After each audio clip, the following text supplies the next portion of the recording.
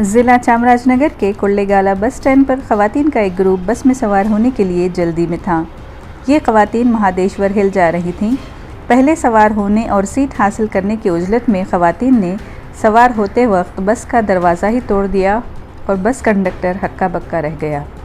Conductor को समझ नहीं आ रहा था कि क्या किया जाए।